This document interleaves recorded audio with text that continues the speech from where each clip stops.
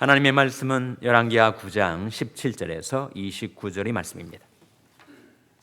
이스라엘 망대 파수꾼 하나가 섰더니 예후의 무리 오는 것을 보고 가로되 내가 한 무리를 보나이다. 요람이 가로되 한 사람을 말을 태워 보내어 맞아 평안이냐 묻게 하라. 한 사람이 말을 타고 가서 만나 가로되 왕의 말씀이 평안이냐 하시더이다 하매 예후가 가로되 평안이 네게 상관이 있느냐 내 뒤로 돌이키라 하니라. 파수꾼이 과여 가로되 사자가 저에게 갔으나 돌아오지 아니하나이다 하는지라. 다시 한 사람을 말을 태워 보내었더니 저에게 가서 가로되 왕의 말씀이 평안이냐 하시더이다 하매 예후가 가로되 평안이 네게 상관이 있느냐 내 뒤로 돌이키라 하니라. 파수꾼이 또 과여 가로되 저도 저에게까지 갔으나 돌아오지 아니하고 그 병거 모는 것이 님시 손자 예후의 모는 것 같이 미치게 모나이다. 요람이 가로되 메우라 하매 그 병거를 메운지라. 이스라엘 왕 요람과 유다 왕 아하시아가 각각 그 병거를 타고 가서 예후를 맞을새 이스라엘 사람 나봇의 토지에서 만나매 요람이 예후를 보고 가로되 예후야 평안이냐 대답하되 내 어미 이세벨의 음행과 술수가 이렇게 많으니 어찌 평안이 있으랴. 요람이 곧 손을 돌이켜 도망하며 아하시아에게 이르되 아하시아여 반역이로다. 예후가 힘을 다하여 발을 당기어 요람이 두 팔 사이를 쏘니 살이 그 염통을 꿰뚫고 나오매 저가 병거 가운데 엎드러진지라. 예후가 그 장관 빗갈에게 이르되 그 시체를 취하여 이스라엘 사람 나봇의 밭에 던지라. 내가 기억하려니와 이전에 노와 내가 함께 타고 그 아비 아합을 쫓았을 때 여호와께서 이 아래같이 저희를 예언하셨느니라. 여호와께서 말씀하시기를 내가 옛날 나봇의 피와 그 아들들의 피를 분명히 보았노라. 또 말씀하시기를 이 토지에서 내게 갚으리라 하셨으니 그런즉 여호와의 말씀대로 그 시체를 취하여 이 밭에 던질지나.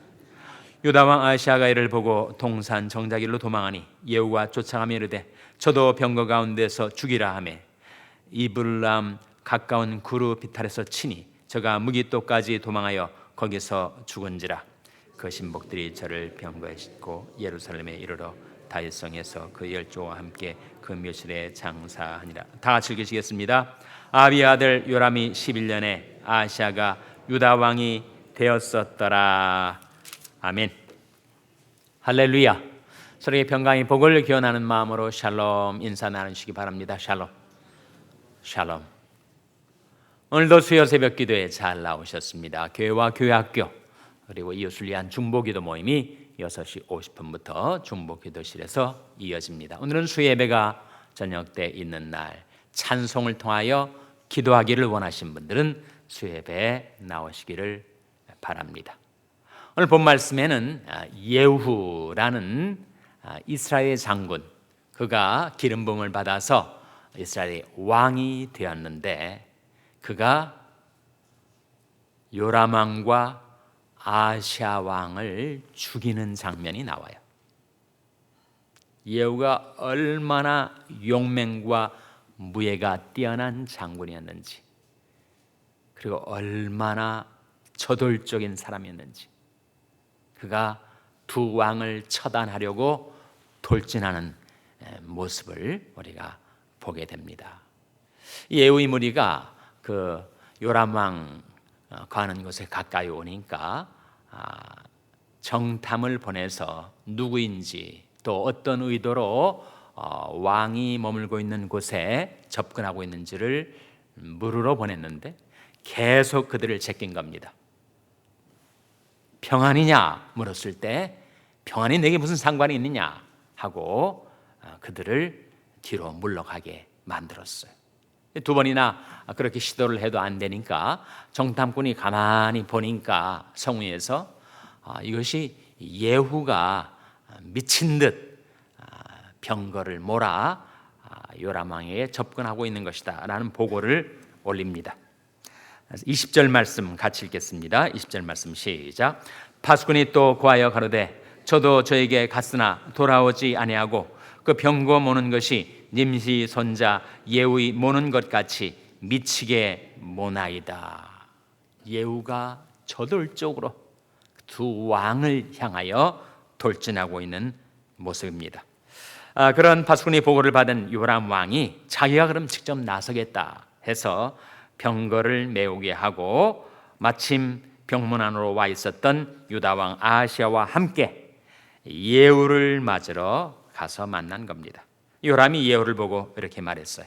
예후야, 자기 휘하의 장수였으니까, 예후야 평안이냐?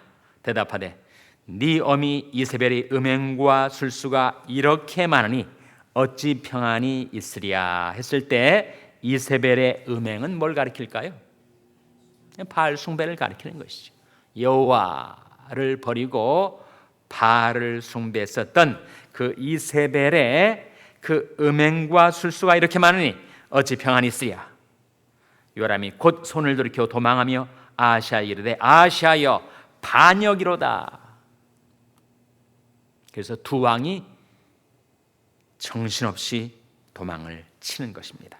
그때 예후가 힘을 다하여 활을 당겨 요람이 두 팔 사이를 쏘니 살이 그 염통을 꿰뚫고 나오매 저가 병거 가운데 엎드러진지라. 그래서 예후가 쏜 활에 맞아서 요람 왕이 죽습니다. 그리고 그 자리에서 황급하게 도망친 아하시아 역시 예후가 죽입니다. 두 왕이 이렇게 예후 앞에서 쓰러지게 되었어요. 그러니까 예후는 정말 대단한 능력 있는 장군이었는데 그에게는 능력뿐만 아니라 권세도 주어져 있어요. 권세는 언제 주어졌죠?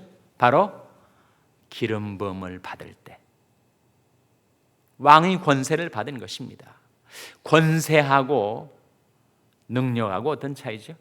권세와 능력의 차이.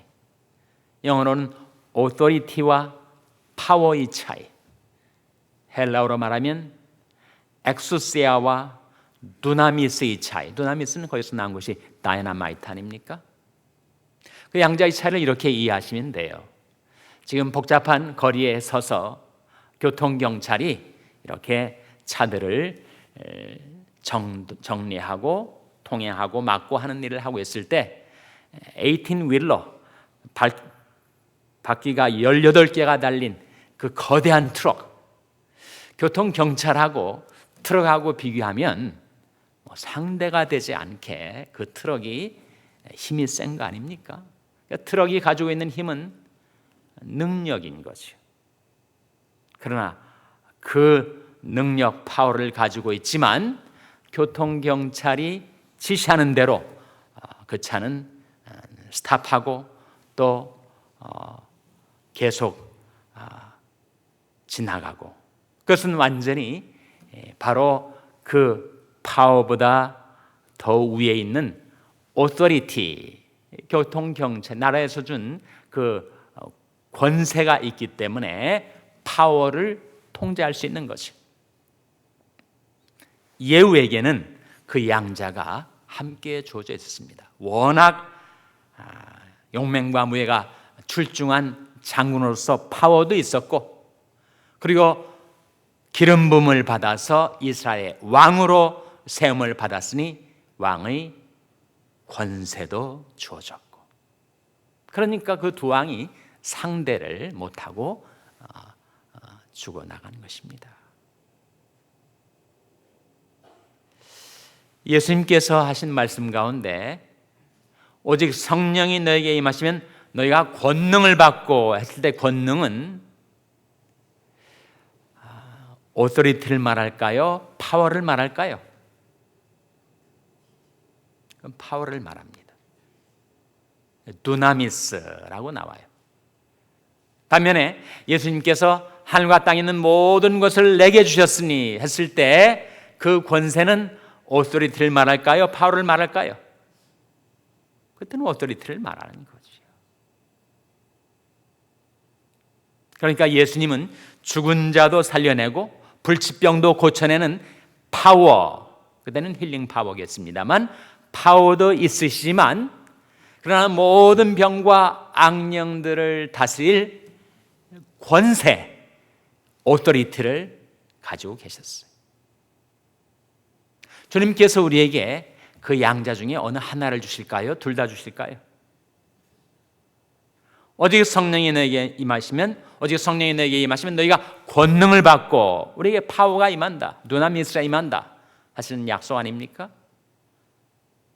우리의 파워는 주시고 오토리티는 권세는 안 주시는가? 권세도 주십니다. 어떤 권세를 주시는가? 귀신과 악령과 죄악을 다스릴 권세를 주셨어요. 마태복음 10장 1절에 나옵니다. 자, 마태복음 10장 1절 말씀 한번 보시기 바랍니다. 마태복음 10장 1절 말씀을 한번 찾아서 같이 읽겠습니다. 마태복음 10장 1절 말씀. 마태복음 10장 1절을 찾는데 페이지가 필요하진 않겠죠? 자, 마태복음 10장 1절 말씀 같이 읽겠습니다. 시작. 예수께서 그 12 제자를 부르사 더러운 귀신을 쫓아내며 모든 병과 모든 약한 것을 고치는 권능을 주시니라 했을 때 이 권능은 오토리티일까요? 파워일까요? 우리말에서는 이렇게 권능이라고 번역했지만 사실은 권세입니다. 엑소시아라고 나와 있어요. 그러니까 주님께서 제자들에게 더러운 귀신을 쫓아내고 모든 병과 모든 약한 것을 고치는 권세를 주셨다 하는 뜻입니다. 그 권세와 더불어 오토리티와 더불어 파워도 우리에게 주시는 거죠. 다시 예후에게로 돌아와서 그 예후에게는 그 두 가지가 함께 주어져 있었어요. 왕으로서의 권세와 그리고 장군으로서의 용맹과 파워를 함께 지녔던 그 예후 앞에 그 두 왕이 죽고 만 것입니다. 그런데 예후가 그 요람왕을 죽인 다음에 그 시체를 어디에다가 던졌습니까? 어디에 던졌어요? 바로 나봇의 포도원에다 던졌습니다. 거기는 바로 나봇이 그 요람이 아버지 아합한테 살해를 당한 바로 그 지점이에요. 25절에 나오지 않습니까? 25절에 보시면 열왕기하 9장으로 돌아와서 9장 25절에 예후가 그 장관 빗가락에 이르되 그 시체를 취하여 이스라엘 사람 나봇의 밭에 던지라. 네가 기억하려니와 이전에 너와 내가 함께 타고 그 아비 아합을 쫓았을 때 여호와께서 이 아래와 같이 저희 일을 예언하셨느니라. 여호와께서 말씀하시기를 내가 어젯날에 나봇의 피와 그 아들들의 피를 분명히 보았노라. 또 말씀하시기를 이 토지에서 내게 갚으리라 하셨으니 그런즉 여호와의 말씀대로 그 씨를 취하여 이 밭에 던질지니라. 나봇의 포도원 사건, 그것은 이스라엘 역사에 있어서 아주 중요한 계기가 되었던 사건. 백성 중에 한 사람이 죽고 그 포도원을 왕에게 빼앗긴 사건이 무슨 그리 대단한 사건인가? 바로 나봇의 포도원에서 여호와 신앙과 바알 신앙이 대충돌을 했기 때문에, 바알 신앙에 따르면 왕은 권세가 있어서 아무 땅이나 아무 생명이나 다 취할 수 있는 것이었어요. 그러나 여호와의 신앙에 따르면 아무리 왕이라 할지라도 백성들의 생명, 목숨을 함부로 취할 수 없을 뿐만 아니라 토지도, 땅과 재산도 왕이라고 함부로 백성의 땅을 취할 수가 없는 것이었습니다. 그 이유는 하나님께서 땅을 유업으로, 기업으로, 분깃으로 나눠주셨기 때문에, 땅을 영원히 팔지 말 것은 토지는 다 내 것임이라 하나님께서 말씀하시면서 하나님의 소유인 땅을 백성들에게 유업으로 나눠 주었으니 왕이라 할지라도 그 백성의 땅을 취하지 못하는 것이었어요. 바알 신앙에 빠져 있었던 아합이 하나님의 법을 짓밟고 나봇을 죽이고 땅을 강탈하였죠. 그것을 보시고 하나님께서 엘리야를 아합에게 보내셔서 네가 나봇의 피를 흘린 바로 그 자리에서 죽고 말 것이다. 그 말씀이 바로 열왕기 상에 나왔던 말씀이 열왕기 하에서 이루어진 것인데, 이때 죽은 것은 아합이 죽은 것은 아니고 누가 죽은 거예요? 그 아들 요람이 죽은 것입니다. 왜 아합이 안 죽고 요람이 피를 흘려 나봇의 포도원에서 죽었는가? 우리가 이미 본 말씀이에요. 열왕기 상 21장 19절에 나옵니다. 한번 보시기 바랍니다. 열왕기 상 21장 19절. 열왕기 상 21장 19절 말씀 우리 찾아서 같이 읽겠습니다. 열왕기 상 21장 19절은 구약 성경 556면이죠. 열왕기상 21장 19절 같이 읽겠습니다. 시작. 너는 저에게 말하여 이르기를 여호와의 말씀이 네가 죽이고 또 빼앗았느냐 하셨다 하고, 또 저에게 이르기를 여호와의 말씀이 개들이 나봇의 피를 핥는 곳에서 개들이 내 피 곧 내 몸의 피도 핥으리라 하셨다 하라. 너는 저에게 말하여, 너는 누구고 저는 누구죠? 너는 엘리야죠. 저는 아합입니다. 나봇의 포도원 사건이 일어난 직후에 하나님께서 엘리야를 아합에게 보내신 거예요. 그리고 엘리야가 아합을 만나서 하나님의 말씀을 전달했습니다. 그 말씀의 내용은 네가 죽이고 또 빼앗았느냐? 개들이 나봇의 피를 핥은 곳에서 개들이 내 피, 곧 내 몸의 피도 핥으리라고 하시는 하나님의 심판의 메시지를 엘리야가 전달을 했습니다. 근데 아합이 그 말을 받고 그가 겸비했어요. 자기를 낮췄습니다. 완전한 해결은 아니었지만 그가 자신의 죄악을 하나고 스스로를 낮췄어요. 27절에 같은 열왕기 상 21장 27절에 아합이 이 모든 말씀을 들을 때 그 옷을 찢고 굵은 배로 몸을 동이고 금식하고 굵은 배에 누우며 행보도 천천히 한지라. 그 하나님의 심판의 경고를 들은 아합이 자기를 낮춰 겸비하게 행했을 때 여호와의 말씀이 디셉 사람 엘리야에게 임하여 가라사대 아합이 내 앞에서 겸비함을 내가 보느냐? 저가 내 앞에서 겸비함을 인하여 내가 재앙을 저희 시대에 내리지 아니하고 그 아들이 시대에야 그 집에 재앙을 내리라 하셨더라 하셨던 그 아들이 시대, 그 아들이 누구예요? 바로 요람이란 말이죠. 요람. 그래서 왜 아합에게 경고하셨던 그 심판이 아합 때 이루어지지 않고 그 아들 때 이루어졌는가? 그것은 바로 아합이 스스로를 하나님 앞에서 낮추고 자기 죄악에 대해서 통탄하고 회개했기 때문에 완전한 회개는 이르지 못하였지만 그 아합의 겸비함을 보고 하나님께서 그에게 내리려 하셨던 재앙을 지나가게 하신 것입니다. 그러나 그 죄는 여전히 남아 있어서 그 죄가 결국은 그 왕조, 그 왕가의 재앙을 불러오게 된 것이었는데 바로 아들 때에 이르러서 하나님의 심판의 경고가 그대로 이루어지고 요람이 나봇의 피를 흘린 그곳에서 피를 흘리며 죽게 된 것입니다. 아하시아는 왜 그렇게 죽었는가? 아하시아는 악인 교제 때문에 계속 선지자를 통하여 금하셨던 악인과의 교제를 하다 보니까 자기도 악과 교류하게 되고 악에 빠져들어서 아하시아도 바알 숭배를 했으니까.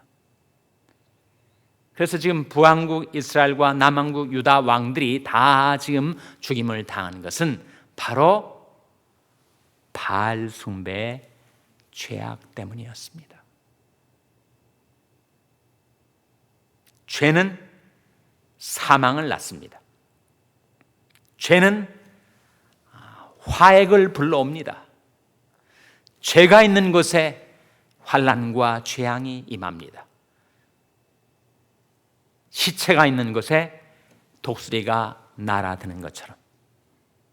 그러니 하나님이 공의로운 심판을 피하여 사는 길은 우리가 죄악에서 떠나 사는 길인데, 문제는 죄와 싸워 이길 만한 권세와 능력이 과연 내게 있는가? 죄는 힘입니다. 죄는 강력한 실체예요. 그 죄가 나를 사로잡아서 죄악의 구렁텅이로 끌고 가려 할 때 과연 죄와 싸워 이길 권세와 능력이 내게 있는가?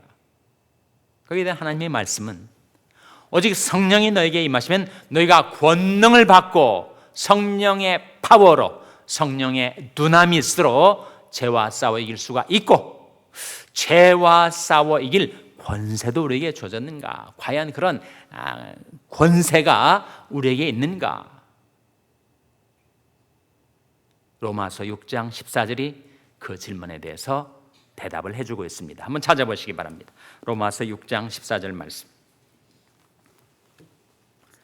로마서 6장 14절 말씀은 신약성경 247면이죠. 신약성경 247면. 로마서 6장 14절 말씀 찾으셨습니까? 같이 읽겠습니다. 시작. 죄가 너희를 주관치 못하리니 이는 너희가 법 아래 있지 아니하고 은혜 아래 있음이니라. 이 말씀 속에 죄가 너희를 주관치 못한다, 죄가 너희를 주관할 권세가 없다, 그 말씀은 우리가 죄의 권세 지배를 당할 자가 아니고 죄를 지배할 권세를 받은 자다, 그런 뜻이죠. 죄가 너희를 주관치 못하리니 이는 너희가 법 아래 있지 아니하고 은혜 아래 있기 때문에, 그리스도의 보혈의 공로 아래 있기 때문에, 십자가의 은혜 아래 있는 우리들에게는 죄와 싸워 이길 권세도 능력도 부여되었다. 그것이 하나님의 말씀의 증거입니다. 때로는 우리가 죄와 싸워 실패할 때가 있고, 그리고 죄와 싸워서 우리가 죄를 범하며 스스로를 더럽힐 때가 있지만, 하나님의 말씀이 우리에게 증거해 주는 바, 우리에게는 죄와 싸워 이길 오토리티와 파워, 권세와 권능이 함께 부여되어 있습니다. 그리고 그 권세와 권능은 바로 십자가에 흘려진 예수님의 보혈에서 나오는 보혈의 공로로 권세가, 보혈의 능력이 우리에게 능력을 주신 것이죠. 예수님의 십자가의 보혈의 공로, 그 십자가의 보혈의 능력 의지에서 죄와 싸워 이기며 살아가는 여러분 되시기를 주님의 이름으로 축원합니다. 기도하시겠습니다. 오늘 말씀 기억하며 하나님, 저희들이 예수님의 보혈의 공로 의지에서 죄와 싸워 이기게 하시고 죄를 떠나 살게 하여 주시옵소서. 기도하시기 바랍니다. 우리 자녀들을 위해서 기도할 때 하나님, 예수님의 보혈의 공로로 저희 자녀들의 죄를 용서하여 주시고 저희 자녀들도 죄를 떠나 살게 하여 주시옵소서. 기도하시기 바랍니다. 병상에 연약한 지체들을 위해서 기도할 때 하나님의 긍휼과 권능의 손으로 안수해달라고, 붙들어달라고 기도해 주시기 바랍니다. 우리 샬롬교회를 위해서 기도할 때 하나님, 저희 샬롬교회가 하나님이 주신 권세와 권능 힘입어 죄와 싸워 이기며 죄를 떠나 행하는 교회가 되게 해달라고 기도해 주시기 바랍니다. 여러분의 생업을 위해서 기도하시고 뉴호프 미션의 조성도 목사님을 위해서 기도해 주시기 바랍니다. 하나님이 아침 하나님 앞에 나온 죄들을 불쌍히 여기사 성령으로 충만케 하여 주시옵소서. 이런 제목들을 놓고 우리 합심해서 기도하겠습니다.